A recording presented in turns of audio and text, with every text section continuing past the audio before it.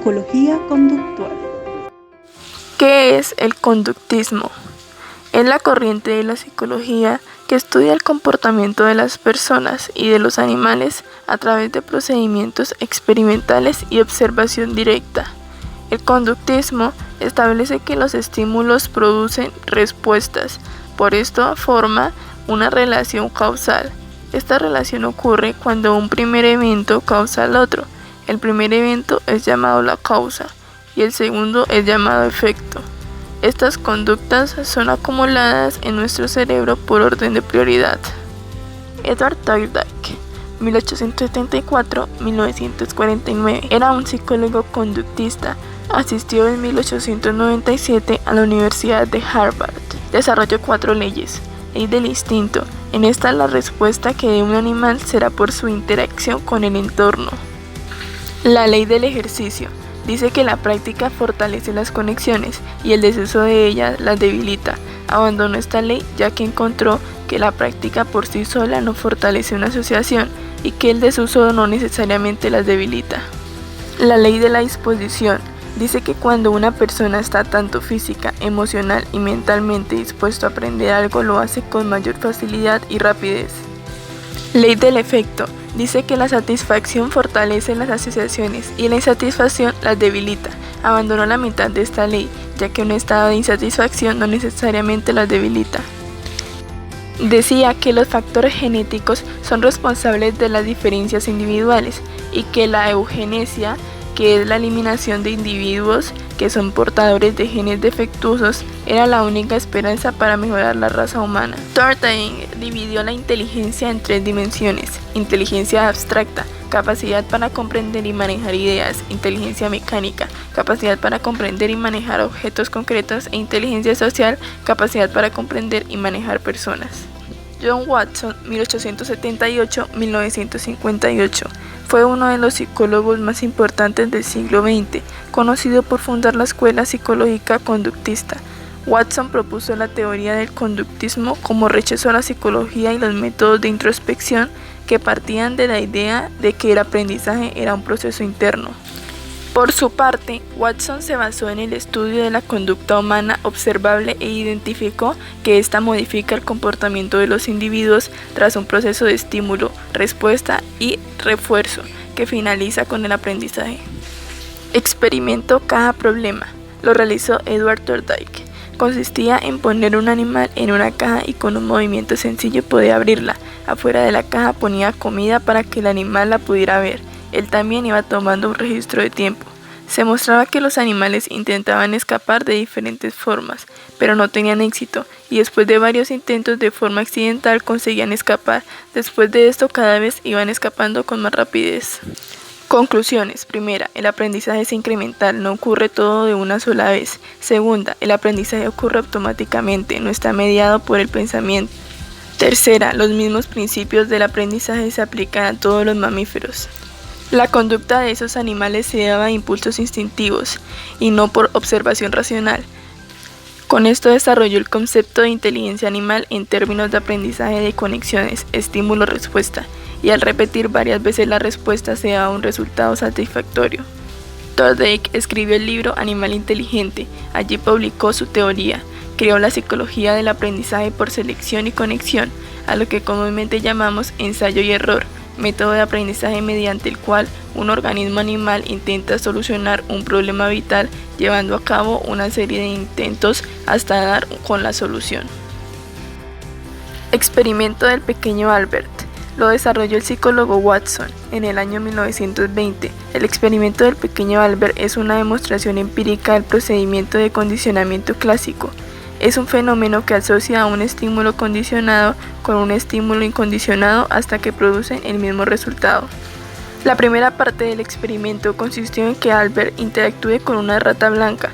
Luego comenzó a asociar la presencia del animal con un fuerte ruido.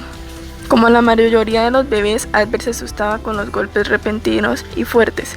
Es así como el pequeño Albert comenzó a sentirle temor a la rata.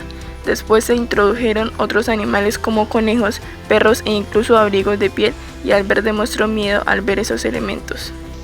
Neoconductismo es una evolución de la corriente conductista. Este enfoque se basa en la relación entre mente-ordenador, que estudia lo que ocurre en la mente de una persona cuando realiza una tarea determinada y la forma en la que almacena y utiliza su conocimiento, es decir, los procesos y estructuras mentales que tienen allí, procesando asimismo la información del entorno, el ambiente personal y social en el que vive, los refuerzos que recibe y los procesos mentales que crea. Edward Thurman se graduó en Psicología y Filosofía en la Universidad de Harvard. Fue uno de los primeros autores en estudiar los procesos cognitivos desde el marco del conductismo. Consideraba que el aprendizaje depende de que el sujeto detecte la relación entre dos estímulos, lo cual le permitiría obtener una recompensa o evitar un castigo. Asimismo, tomó la experimentación animal como vía regia de aproximación a las leyes del comportamiento humano. Supuso que el organismo crea estructuras cognitivas para representar la complejidad del ambiente y asimismo poder reorganizarlas. Basándose en esta corriente creó 3 teorías. La primera es la teoría de campo y aprendizaje, que consiste en la adquisición del conocimiento de forma inconsciente, es decir, que el sujeto, a pesar de no tener ningún tipo de intencionalidad por conseguir el conocimiento, llegaría a obtenerlo a través de la exposición repetida de los pasos que debe seguir. La segunda es la teoría signo-gestáltica, que muestra una concepción sistemática de la conducta, donde establece que la conducta depende de una diversidad de factores que son independientes entre sí, como la genética, la maduración y los estímulos ambientales que influyen en él.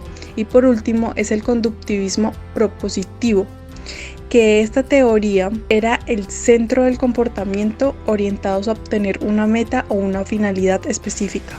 Uno de los autores más importantes del neoconductismo era Clark Hall, que nació en Akron, en un pueblo del estado de Nueva York, en 1884.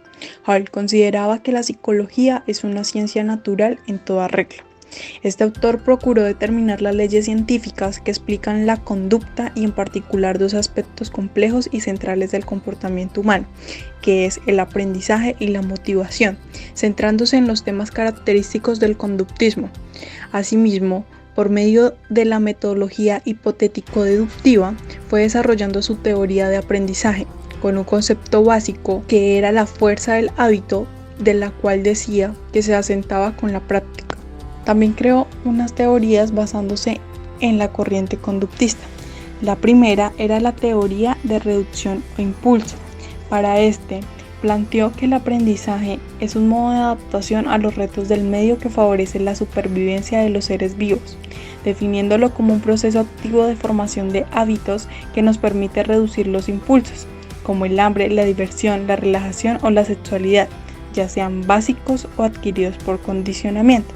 La segunda era la teoría del aprendizaje, llevando así 3 variables diferentes.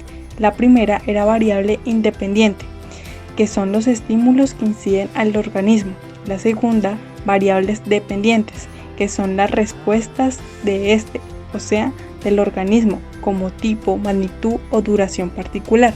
La tercera variable son las interventoras, que son los procesos que ocurren en el interior del organismo.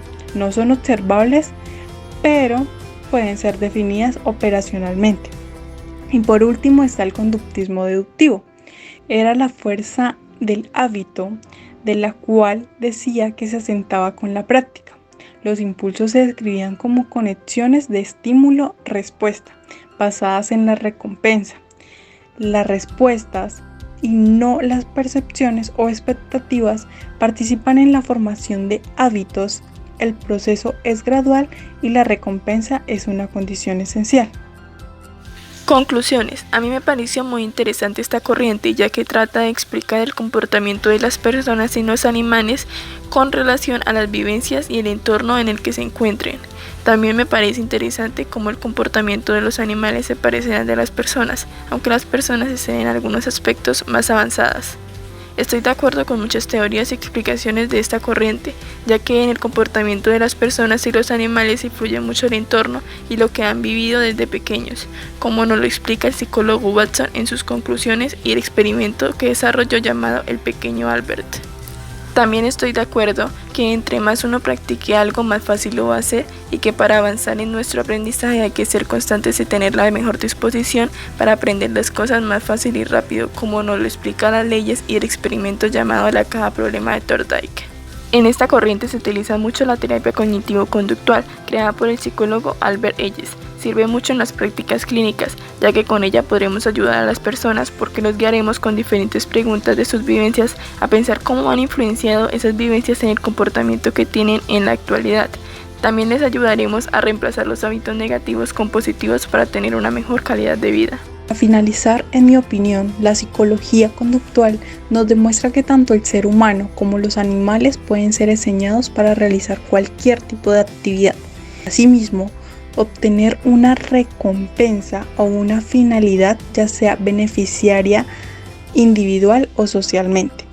También observamos que esta corriente no solo se ve de manera verbal, también se puede ver de manera matemática, basándose en pensamientos como los de Clark Hall.